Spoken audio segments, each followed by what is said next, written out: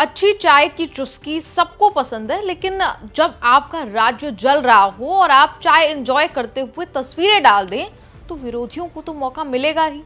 विरोधी कह रहे हैं बंगाल में मुर्शिदाबाद जल रहा है और ममता के सांसद यूसुफ पठान एंजॉय कर रहे हैं। मुर्शिदाबाद में वक्फ संशोधन अधिनियम को लेकर हिंसा भड़की हुई है।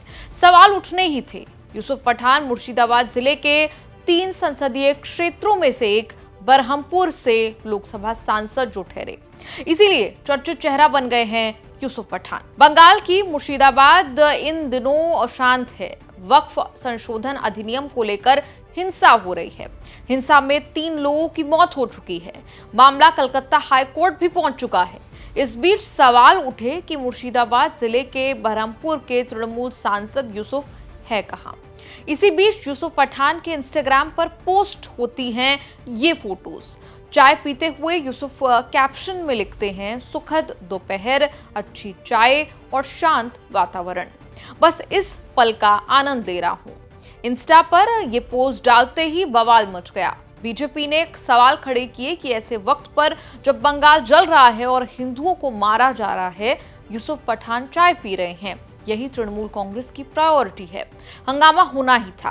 क्रिकेटर के तौर पर यूसुफ पठान का भले ही बहुत एक्सपीरियंस रहा हो, लेकिन सांसद के तौर पर, राजनीतिक व्यक्ति के तौर पर नए हैं। ममता ने पिछले ही साल गुजरात के यूसुफ को बंगाल से चुनाव लड़वाया और एक ऐसी सीट पर दांव चला जो अधीर रंजन चौधरी का मजबूत किला रहा है। कांग्रेस के अधीर रंजन बरहमपुर से 1999 से भी लोकसभा चुनाव जीतते आ रहे हैं।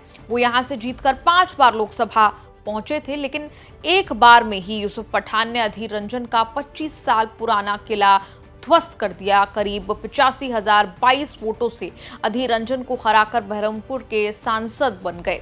यूसुफ पठान को चुनाव लड़वाना ममता की सोची समझी रणनीति थी।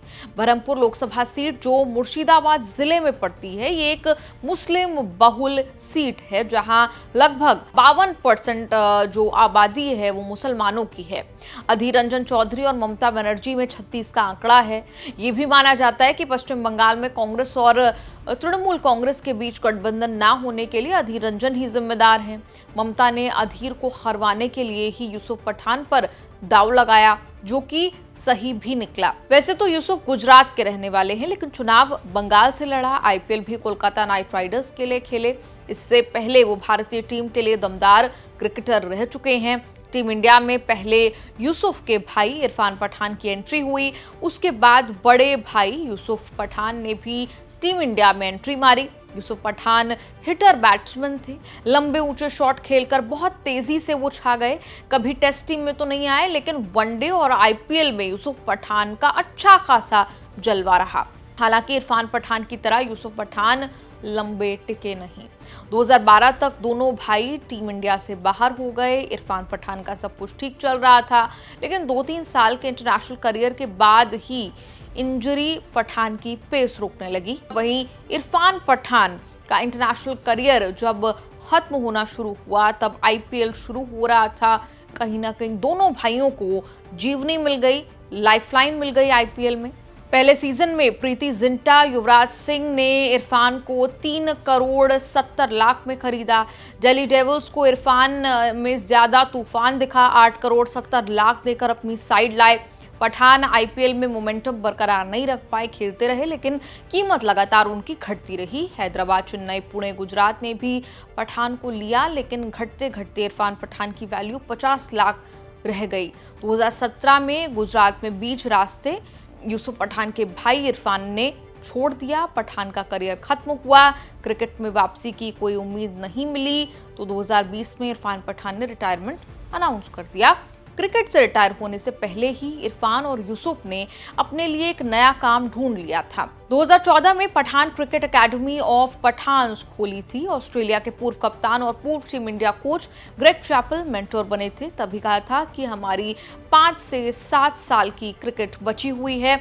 सचमुच इतने ही समय में दोनों भाइयों ने प्लेइंग क्रिकेट को अलविदा बोलकर नए नए रास्ते पर वो दोनों चल पड़े। इरफान भारतीय टीम के अमीर क्रिकेटरों में शामिल रहे। उनकी नेटवर्थ 45 करोड़ मानी जाती है। 2 कंपनियों के डायरेक्टर हैं। वडोदरा में शानदार घर में इरफान रहते हैं। लग्जरी लाइफस्टाइल जो है वो जीते हैं, फैमिली लाइफ एंजॉय करते हैं। भारत के लिए यूसुफ पठान 57 वनडे 22 टी20 खेलने वाले यूसुफ 2012 के बाद इंटरनेशनल क्रिकेट में नहीं खेले। अंतर्राष्ट्रीय क्रिकेट में भले ही यूसुफ पठान ज्यादा ना खेले हों, लेकिन इंडियन प्रीमियर लीग यानी कि आईपीएल में उनका करियर शानदार रहा। हिटर बैट्समैन साबित हुए। 174 मैच में 29.13 की औसत और 142.97 के स्ट्राइक रेट से 3204 रन बनाए। 13 अर्धशतक और 1 शतक जड़ा। 33.69 की औसत और 7.40 की इकोनॉमी से 42 विकेट भी लिए। मुंबई इंडियंस के खिलाफ 2010 में उन्होंने 37 गेंद पर शतक जड़ दिया था। 2008 की चैंपियन राजस्थान रॉयल्स का हिस्सा भी वो रहे। फिर गौतम गंभीर की कप्तानी में जब कोलकाता नाइट राइडर्स ने 2012 और 2014 में खिताब जीता तो वो टीम का हिस्सा भी थे। 2021 फरवरी में यूसुफ पठान ने संन्यास लिया। हालांकि वो रिटायर्ड क्रिकेटर्स की लीग में खेलते रहे। 12 साल बाद बड़े भाई यूसुफ पठान ने क्रिकेट करियर पूरा करने के बाद राजनीति में जोरदार दस्तक दी थी। यूसुफ की पत्नी मीडिया से दूर रहती हैं। पेशे से वो एक फिजियोथेरेपिस्ट है। लव स्टोरी भी दिलचस्प है। यूसुफ जब 2011 में वडोदरा वाले घर लौटे तो उन्हें फिटनेस में मदद की जरूरत थी, फिजियोथेरेपिस्ट की तलाश थी। तभी उनकी मुलाकात हो गई। मूल रूप से मुंबई की रहने वाली आफरीन उन दिनों वडोदरा में प्रैक्टिस करती थी। यूसुफ आफरीन की मुलाकात हुई तो दोनों में पहली नज़र में प्यार हुआ। ये तो बाद में पता चला कि दोनों वडोदरा में कभी पड़ोसी थे। फिर किसी दिन यूसुफ पठान ने आफरीन का जिक्र अपने परिवार से किया। 1 साल के अफेयर के बाद दोनों ने 2012 मार्च में सगाई कर ली और फिर 2013 में शादी कर ली। चर्चित चेहरा का ये एपिसोड आपको कैसा लगा? आप कमेंट्स में लिखकर अपनी राय जरूर दें और देखते रहिए न्यूज़ तक।